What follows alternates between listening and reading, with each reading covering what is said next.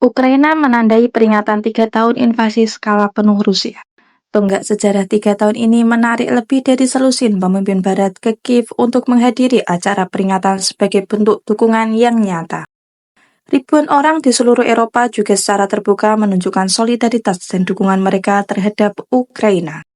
Para pemimpin Eropa lainnya berkumpul di Kiev untuk memperingati 3 tahun perang dalam sebuah pertemuan puncak yang diselenggarakan oleh Zelensky. Amerika Serikat sendiri tidak mengirimkan delegasi, sementara itu Presiden Prancis Emmanuel Macron berkunjung ke Washington untuk bertemu dengan Donald Trump di Gedung Putih. I'm delighted to welcome President Macron back to the White House. The relations for a long period of time.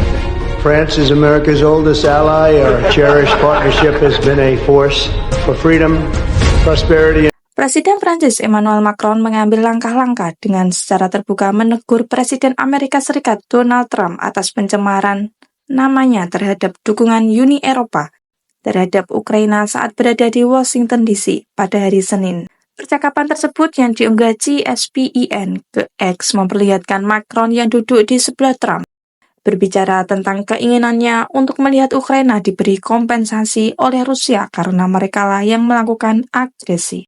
Trump baru-baru ini mengatakan Ukraina memulai perang. Ketika Trump mulai mengulangi narasinya bahwa Eropa meminjamkan uang kepada Ukraina, mereka mendapatkan kembali uang mereka. Macron memotongnya, menyekram lengannya dan berkata, "Tidak.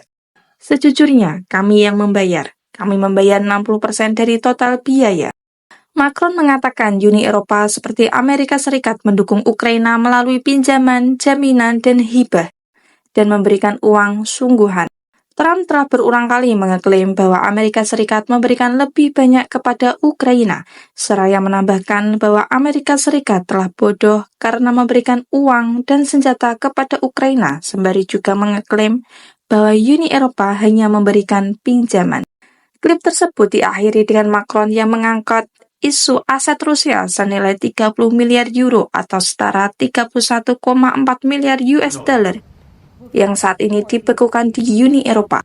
Ia mengatakan uang tersebut tidak pernah dijadikan agunan untuk pinjaman apapun, tetapi jika selama negosiasi Rusia ingin menyerahkan uang tersebut dan menyatakannya sebagai pinjaman, dengan Rusia yang membayarnya, maka itu akan menjadi keinginan saya, kata Macron sambil tersenyum. Presiden Amerika Serikat Donald Trump mengatakan pembicaraan dengan Presiden Prancis Emmanuel Macron berpusat pada upaya mengakhiri perang di Ukraina yang merusak tanah Eropa.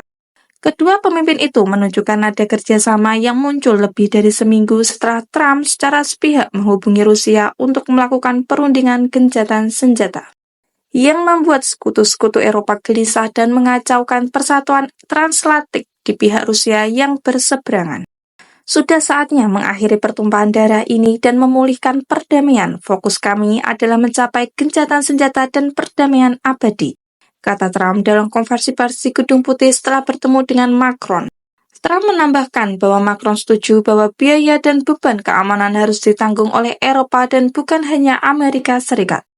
Macron mengatakan dalam pernyataannya sendiri setelah Trump, jika Eropa tidak bergerak untuk menjamin keamanan Ukraina, bagaimana kita dapat menjamin keamanan kita sendiri? Sementara pernyataan Trump difokuskan kepada kehancuran yang diderita Ukraina selama 3 tahun perang. Presiden Amerika Serikat menghindari meminta pertanggungjawaban Rusia dan Presiden Vladimir Putin atas peluncuran invasi tersebut. Trump juga mengatakan banyak hal baik menuju perdamaian sedang terjadi. Mengutip pembicaraan dengan Putin dan Presiden Ukraina Volodymyr Zelensky, yang Trump juga sebut sebagai diktator sambil mengulangi narasi Rusia tentang perang. Sepertinya kita sudah semakin dekat, kata Trump kepada wartawan sebelumnya, seraya menambahkan bahwa Zelensky berpotensi mengunjungi Washington minggu ini atau minggu depan. Meeting with President Zelensky. In fact, he may come in this week or next week to sign the agreement, and which would be nice. I'd love to meet him. Would meet at the Oval Office. Jangan lupa like and share ke teman-teman kalian supaya teman-teman kalian juga tahu berita terupdate baik dalam dan luar negeri. Terima kasih.